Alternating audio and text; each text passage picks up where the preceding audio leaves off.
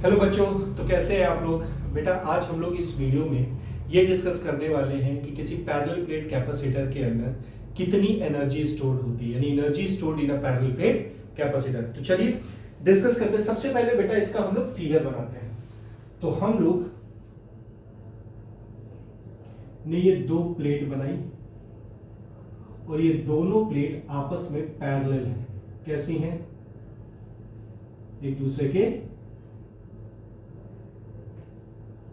Parallel. ये first plate बनाई और ये हो गई हमारी सेकंड प्लेट।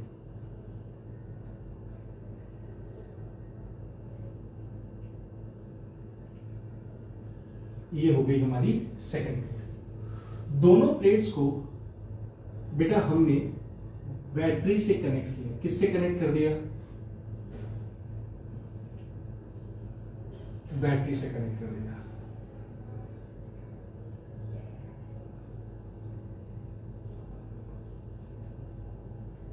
ये हम लिखे हैं, ये हमने लगाई बैटरी, ये हमने लगा दिया की, तो ये हमने इसको कर दिया कनेक्ट। अब बहुत ध्यान से देखना बेटा, ये है बैटरी का पॉजिटिव टर्मिनल और ये है बैटरी का नेगेटिव टर्मिनल।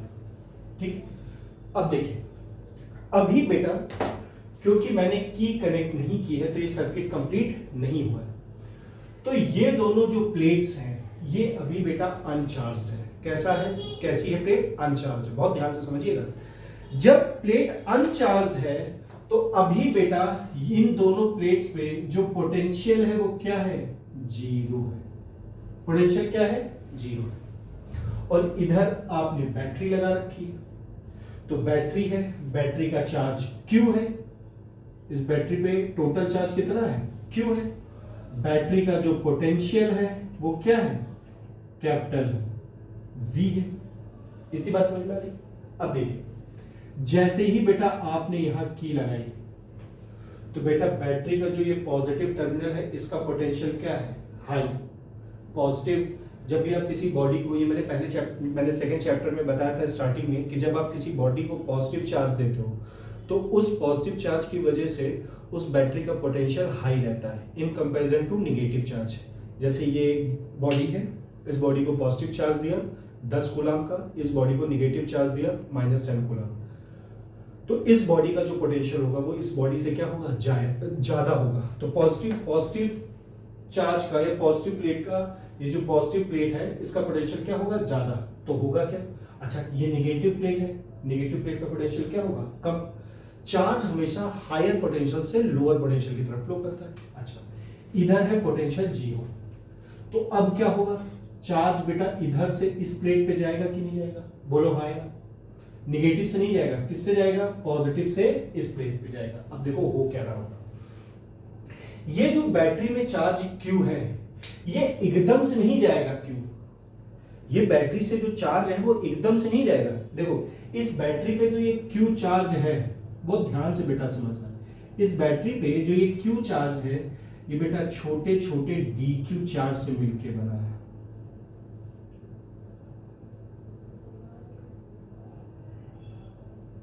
यानी इस बैटरी से ये छोटे छोटे dQ चार्ज, पहले एक dQ चार्ज जाएगा, फिर दूसरा dQ चार्ज जाएगा, फिर तीसरा dQ चार्ज जाएगा, फिर चौथा जाएगा, एंड सो ऑन करते करते फिर ये पूरा Q चार्ज, जब इसको पूरा आप ऐड करोगे तो आपको पता चल जाएगा कि इस कैपेसिटर में कितना चार्ज आ गया? Q चार्ज आ गया है।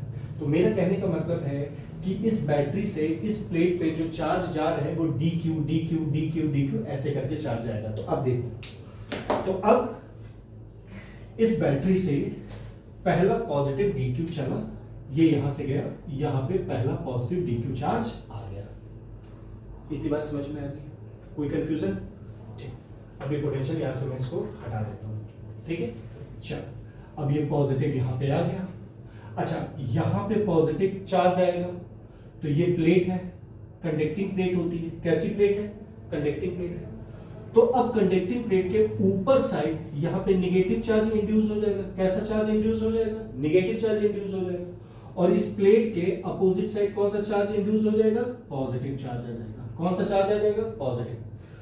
क्योंकि इधर बैटरी का ये नेगेटिव चार्ज है तो निगेटिव पॉजिटिव को क्या करेगा, अट्रैक्ट करेगा और ये कहां चला जाएगा, ये वापस से इधर साइड बैटरी में चला जाएगा। इतनी बात समझ में आई? तो ये यहां से प्लेट में कैसा चार्ज केवल बचा, निगेटिव चार्ज बचा। कैसा चार्ज बचा, निगेटिव चार्ज। इतनी बात समझ में आ गई? अब ये dq गया है, कितना गया है, प्लस dq गया है, ये जा चुका है इसमें। अब फिर इससे प्लस dq जाएगा। अब बहुत ध्यान से समझिए, अब जैसे ही बेटा प्लस dq जाएगा, जैसे ही ये यहां पे प्लस पहुंचा dq, वैसे ही ये इसको क्या करने लगेगा, रिपेल करने लगेगा। क्या करने लगेगा, रिपेल करने लगेगा। जैसे ही बेटा ये इसको रिपेल करेगा, अब अगर मुझे इस प्लस dq चार्ज को इसके अंदर स्टोर करना है, तो अब बैटरी को क्या करना पड़ेगा, वर्क करना पड़ेगा। क्या करना पड़ेगा, वर्क करना पड़ेगा। बैटरी ने वर्क किया, ये पॉजिटिव चार्ज इसमें आ गया। जैसे ही ये पॉजिटिव चार्ज इसमें आएगा तो निगेटिव चार्ज इसमें इंड्यूस होगा। जैसे ही निगेटिव चार्ज इसमें इंड्यूस होगा, इसके अपोजिट पे पॉजिटिव चार्ज आएगा। फिर ये पॉजिटिव चार्ज इस बैटरी में चला जाएगा, नेगेटिव चार्ज इसको अपनी तरफ अट्रैक्ट कर लेगा, ये इधर चला जाएगा, फिर ये नेगेटिव चार्ज बचा। अब फिर इस बैटरी से प्लस dq चार्ज आया, तो अब जैसे ही प्लस dq चार्ज आएगा, अब दो पॉजिटिव इसको और रिपेल करने की कोशिश करेंगे। बैटरी को और वर्क करना पड़ेगा। बैटरी को और वर्क करना पड़ा, फिर इसमें पॉजिटिव चार्ज आ गया, इसमें नेगेटिव चार्ज आ गया, अपोजिट साइड में फिर पॉजिटिव चार्ज आ गया, ये पॉजिटिव चार्ज नेगेटिव चार्ज से अट्रैक्ट हो गया, इधर चला गया। बात समझ में? ठीक। अब बैटरी से फिर प्लस dq चार्ज आया, प्लस dq आया, तो ये बेटा ये सब मिलके इसको और क्या कर रहे होंगे, रिपेल कर रहे होंगे, और इसको रिपेल कर रहे होंगे। जब ये इसको रिपेल कर रहे होंगे, तो बैटरी को क्या करना पड़ेगा, बैटरी को और वर्क करना पड़ेगा। बैटरी को और वर्क करना पड़ा, तो अब ये प्लस चार्ज यहाँ पे आ गया, तो यहाँ कैसा आ गया, निगेटिव आ गया। यहाँ पे पॉजिटिव इंड्यूस हुआ अपोजिट साइड पे, बैटरी के निगेटिव प्लेट ने इस पॉजिटिव को अपनी तरफ अट्रैक्ट कर लिया। इतनी बात समझ में? तो ऐसे करते करते करते करते करते बैटरी का Q चार्ज इस प्लेट पे क्या हो गया, स्टोर हो गया। और बैटरी को बेटा वर्क करना पड़ा। क्या करना पड़ा, वर्क। यही वर्क किसके फॉर्म में स्टोर हुआ, इलेक्ट्रोस्टैटिक पोटेंशियल एनर्जी के फॉर्म में स्टोर हुआ। किसके फॉर्म में स्टोर हुआ, इलेक्ट्रोस्टैटिक पोटेंशियल एनर्जी के फॉर्म में स्टोर हुआ। अब देखो, अब यहां पे बेटा ये पॉजिटिव टर्म, ये पॉजिटिव प्लेट बन गई, ये नेगेटिव प्लेट बन गई। आपको पता है बेटा इलेक्ट्रिक फील्ड कहां से कहां चलती है, फ्रॉम पॉजिटिव टू नेगेटिव। ये बेटा आपकी इलेक्ट्रिक फील्ड चलना शुरू हो गई, ये यहां इलेक्ट्रिक फील्ड आ गई।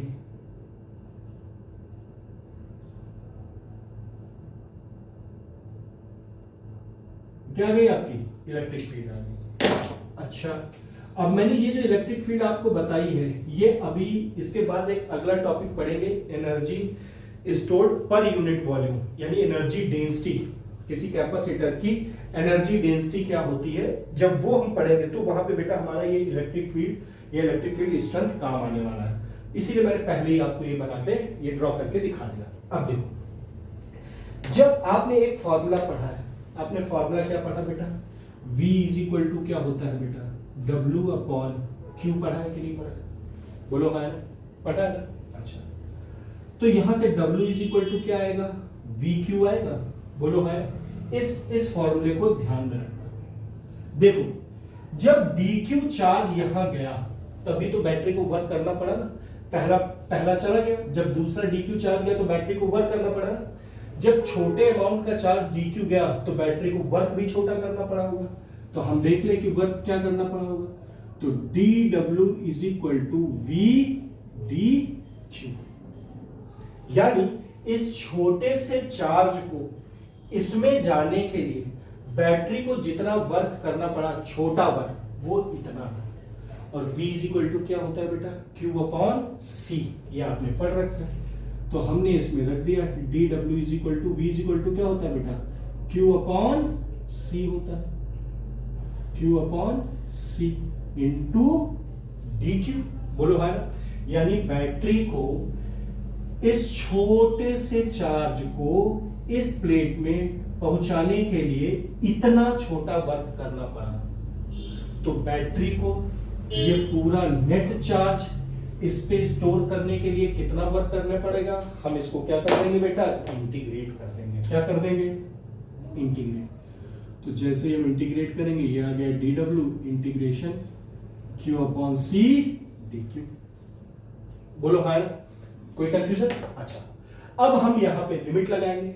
मैं बार बार आपको इससे पहले वाले वीडियोस में समझा चुका हूँ कि लिमिट कैसे लगती है। जैसे ये इक्वेशन का राइट हैंड साइड है, तो राइट हैंड साइड में जो लिमिट लगेगी वो डी के बगल वाली, यानी डी के बगल चार्ज है, तो इसमें इस इंटीग्रेशन में जो लिमिट लगेगी वो चार्ज की लगेगी, और इधर डी के बगल में वर्क है, तो इसमें जो लगेगी लिमिट वो किसकी लगेगी? वर्क की लगेगी। अब देखो, जब इनिशियल पॉइंट देखो, ये लिमिट, ये आपने इंटीग्रेशन लगाया, ये लोअर लिमिट है, ये अपर लिमिट, तो चार्ज की लोअर लिमिट क्या है?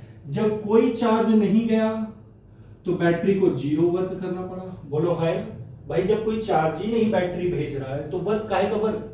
जीरो वर्क हो गया। अब जब बैटरी को पूरा चार्ज क्यों भेजा बैटरी ने, तो वर्क क्या किया इसने? डब्ल्यू कर दिया। क्या वर्क कर दिया? डब्ल्यू। अब देखो, डी डब्ल्यू का इंटीग्रेशन बेटा क्या होगा? डब्ल्यू मैं बता रखा हूं, जीरो से डब्ल्यू। मैंने हमेशा बोला कि जैसे लिखा हुआ है इंटीग्रेशन डी डब्ल्यू, केवल सिंपल डेरिवेटिव और बगल में कोई वेरिएबल रखा हुआ है तो यही वैल्यू आ जाएगी। इंटीग्रेशन डी जेड लिखा हुआ है तो जेड आ जाएगी। इंटीग्रेशन डी वाई लिखा हुआ है तो वाई आ जाएगा। मेरी बात समझ में आ रहा है? तो यहाँ पे बेटा डी डब्ल्यू है तो क्या आ जाएगा?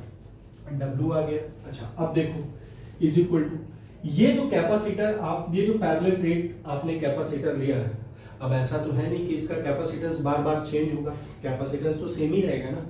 तो ये 1/c जो है ये क्या आ जाएगा? बाहर आ जाएगा, कांस्टेंट है, बाहर आ गया। तो अंदर क्या आया बेटा? इंटीग्रेशन q dq, जीरो से q। अब इसमें लिमिट रख दो, w में एक बार ये वाली वैल्यू कैपिटल W रखो, एक बार जीरो रखो, माइनस कर दो, इज इक्वल टू 1/c। अब बेटा ये लिखा हुआ है, आपने पढ़ा इंटीग्रेशन x की पावर n dx का फॉर्मूला क्या पढ़ा है? x की पावर n+1/n+1। बोलो हाँ, ये पढ़ा है ना आपने? अब इसको देखो, ये लिखा हुआ है q dq लिखा हुआ है, तो यह n क्या है? पावर है, यहाँ पे कुछ नहीं तो 1 हो जाएगा, तो यहाँ x की जगह q आ जाएगा, n की जगह 1+1/1+1 q²/2 आएगा। तो यहाँ पे क्या आ जाएगा बेटा? q²/2।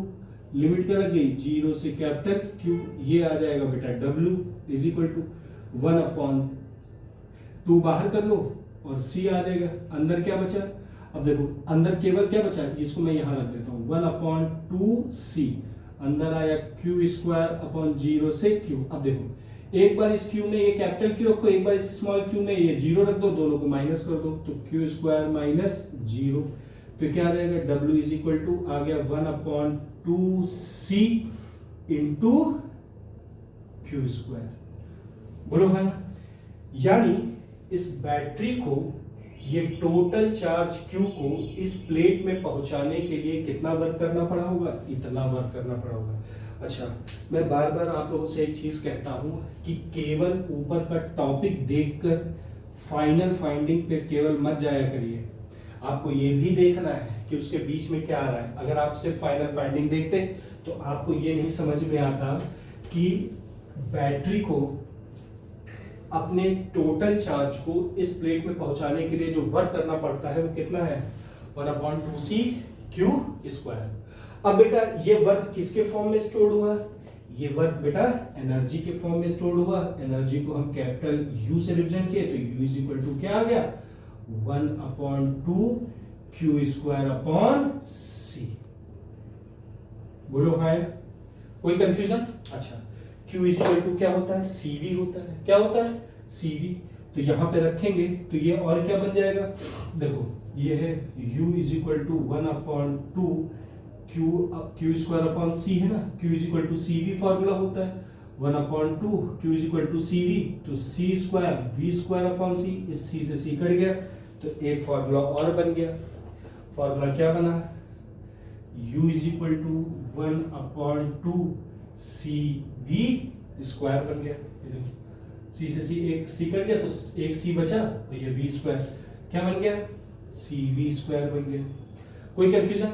अच्छा, अब देखो, ये यहाँ पे फॉर्मूला बना U is equal to 1/2 CV²।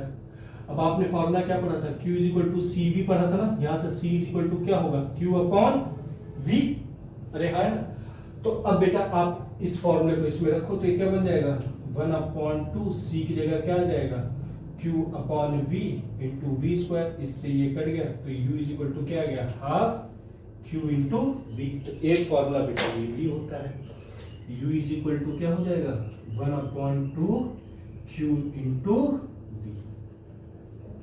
यानी किसी पैरेलल प्लेट कैपेसिटर के अंदर जो एनर्जी स्टोर्ड होती है, सबसे पहले तो जान लो कि किसी पैरेलल प्लेट कैपेसिटर को अगर आप बैटरी से कनेक्ट किए तो उस बैटरी से ये कैपिटल Q चार्ज पहुंचाने में जो वर्क करना पड़ेगा वो क्या होगा 1/2C Q स्क्वायर। बोलो है, ये भी हो सकता है वर्क, ये भी हो सकता है, ये भी, क्योंकि एनर्जी वर्क ही तो फॉर्म में स्टोर्ड होता है, तो चाहे वर्क बोलो चाहे एनर्जी बोलो। इतनी बात समझ में आ गई, कोई कंफ्यूजन? तो ये था बेटा क्या, पैरेलल प्लेट कैपेसिटर के अंदर कितनी एनर्जी स्टोर्ड होती है। अच्छा, एक चीज आपको समझने की ये जरूरत है कि जब ये बैटरी इसमें चार्ज भेज रहा है तो बैटरी को एनर्जी खर्च करनी पड़ रही है ना बेटा।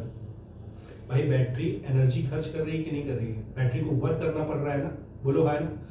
तो ये बैटरी कितनी एनर्जी लॉस कर रही है, क्या करेंगे, कितनी एनर्जी लॉस कर रही है, किसको, इस क्यू चार्ज को भेजने के लिए।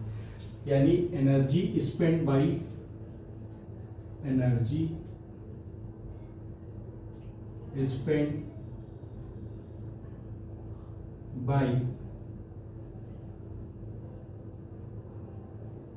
बैटरी इन सेंडिंग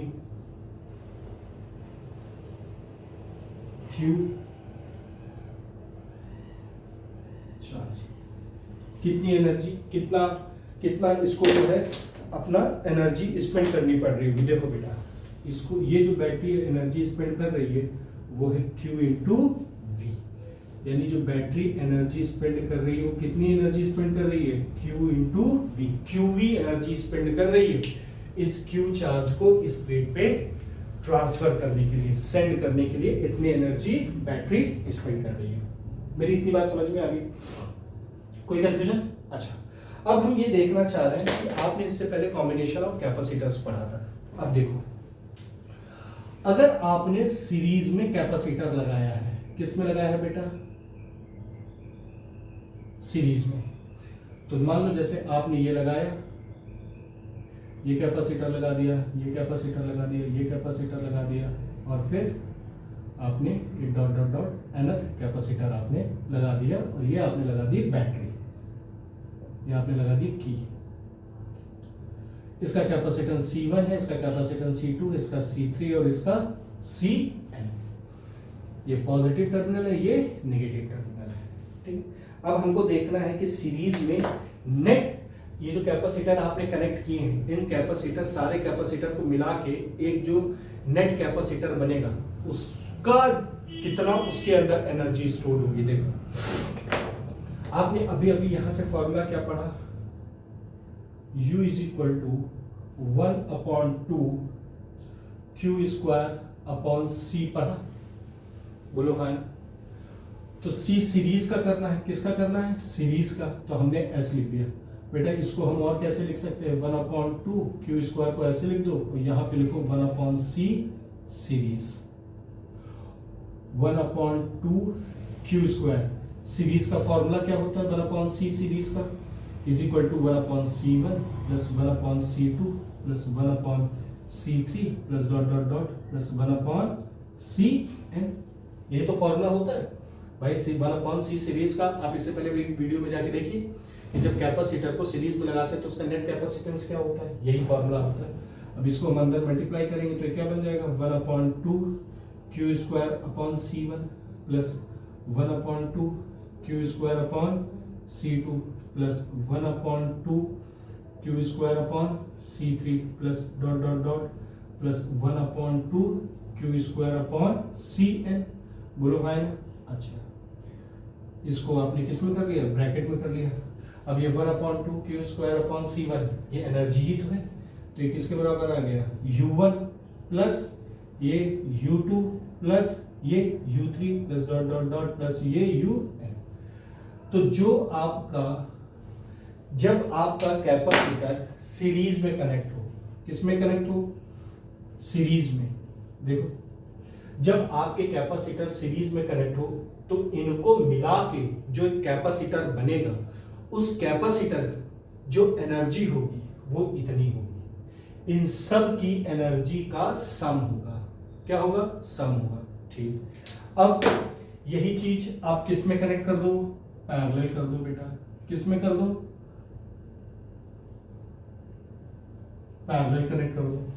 अब पैरेलल कनेक्ट करने का मतलब है आपने ऐसे लिया, ये आपने लगा दिया, ये आपने एक कैपेसिटर लिया, आपने ये लगा दिया, ये आपने एक थर्ड कैपेसिटर लिया, आपने ये लगा दिया, ये आपने एक nth कैपेसिटर ले लिया और वो आपने लगा दिया। ठीक है, ये इसका कैपेसिटर C1 है, इसका C2 है, इसका C3 है, इसका Cn है। इसको उठा के आपने किससे कनेक्ट कर दिया? बैटरी से बेटा कनेक्ट कर दिया। इधर की लगा दिया आपने, ये आपने एक तैयार कर दिया। ये पॉजिटिव प्लेट हो गया, ये नेगेटिव प्लेट हो गया। तो अब आपको ये बताना है कि जब कैपेसिटर को पैरेलल कनेक्ट करते हो और पैरेलल कनेक्ट करने के बाद जो एक नेट कैपेसिटर तैयार होता है उसका एनर्जी कितना होगा, उसमें कितनी एनर्जी स्टोर होगी। तो अभी अभी देखो बेटा आपने फॉर्मूला पढ़ा 1/2 हाफ CV स्क्वायर पढ़ा, 1/2 हाफ CV स्क्वायर पढ़ा। अब क्योंकि पैरेलल कनेक्ट है तो मैं यहाँ पे C की जगह CP लिख सकता हूँ। CP मतलब C पैरेलल। तो ये फॉर्मूला क्या हो गया? ये बन जाएगा 1/2, ये V स्क्वायर को इधर कर दो, ये बन गया C पैरेलल। तो ये बन जाएगा 1/2 V स्क्वायर। और कैपेसिटर जब पैरेलल कनेक्ट होते हैं तो उनका नेट कैपेसिटेंस क्या होता है? C1 plus C2 plus C3 plus dot dot dot Cn।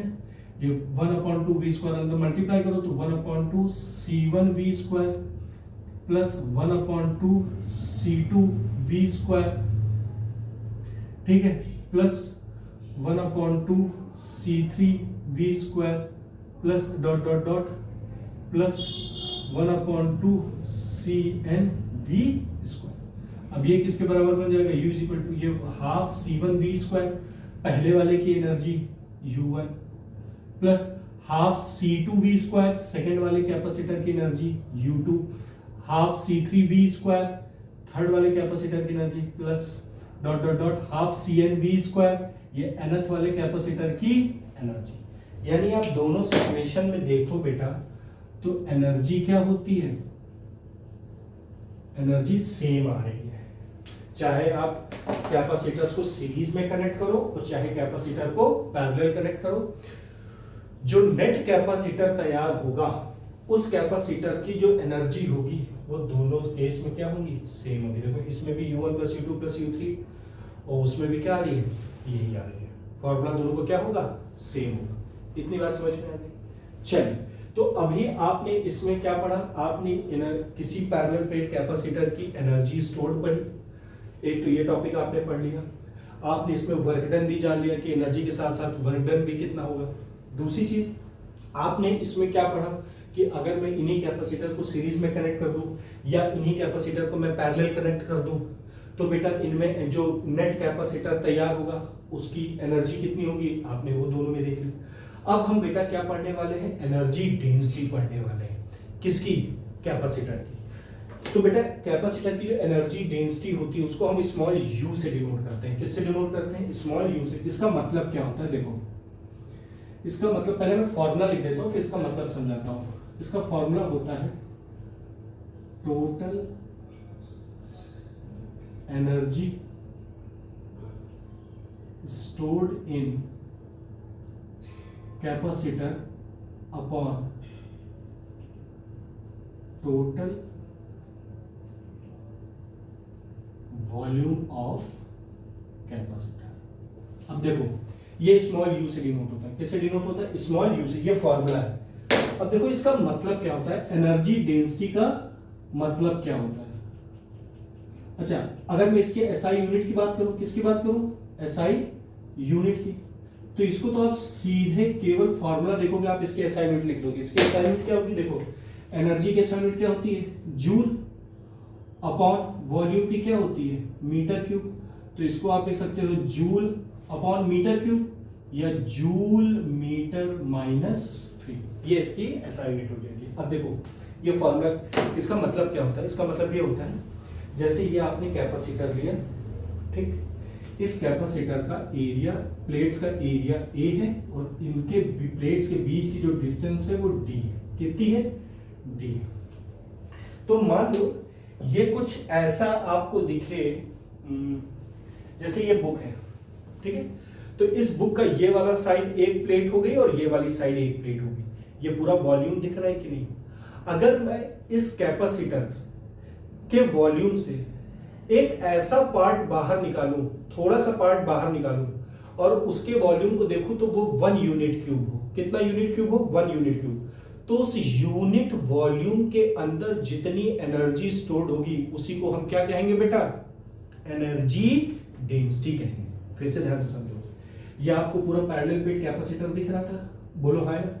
अगर मैं इस पैरेलल प्लेट कैपेसिटर का इतना छोटा सा पार्ट बाहर निकालूं या इतना छोटा सा पार्ट देख लो, इतना छोटा सा पार्ट, और आपसे कहूं कि इसका वॉल्यूम देखो, अगर इसका वॉल्यूम 1 यूनिट क्यूब हो, वॉल्यूम कितना हो? 1 यूनिट क्यूब हो, तो इस 1 यूनिट क्यूब के अंदर जितनी एनर्जी स्टोर्ड होगी उसी को हम एनर्जी डेंसिटी कहेंगे। ये जो एनर्जी है ये पूरे वॉल्यूम में एनर्जी है कि इस पूरे कैपेसिटर के वॉल्यूम में इतनी एनर्जी है।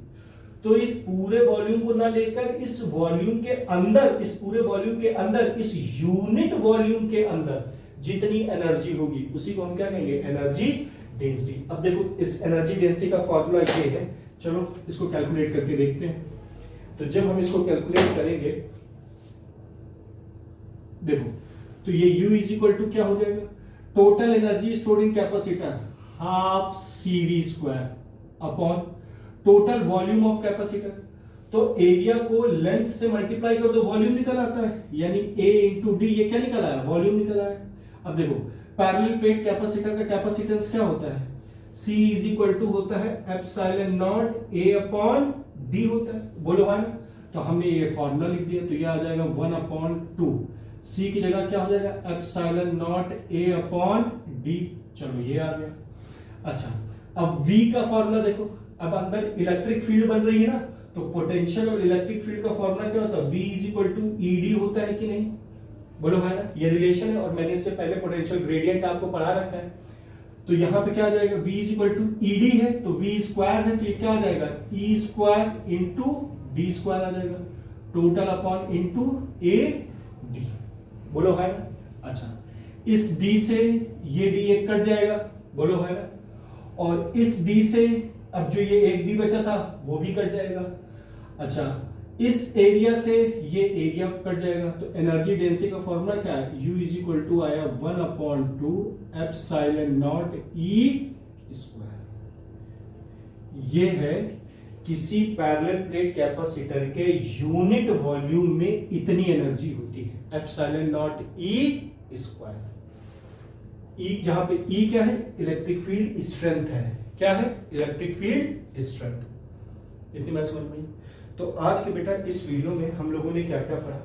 आज की इस वीडियो में हम लोगों ने ये पढ़ा कि किसी पैरेलल प्लेट कैपेसिटर की कितनी एनर्जी होती है, उसमें कितनी एनर्जी स्टोर होती है, बैटरी को कितनी एनर्जी स्पेंड करनी पड़ती है इस टोटल चार्ज को इस कैपेसिटर तक पहुंचाने के लिए।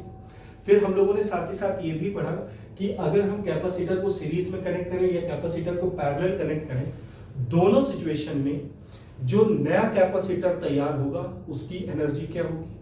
और तीसरा टॉपिक हम लोगों ने जो पढ़ा वो है एनर्जी डेंसिटी, हम लोगों ने कैपेसिटर की पढ़ी, यानी एनर्जी पर यूनिट वॉल्यूम। इसको बेटा ध्यान से कर लीजिएगा, ये बोर्ड के पर्सपेक्टिव से बहुत ज्यादा इंपॉर्टेंट है। इसका स्क्रीनशॉट ले लीजिएगा बेटा। Thank you.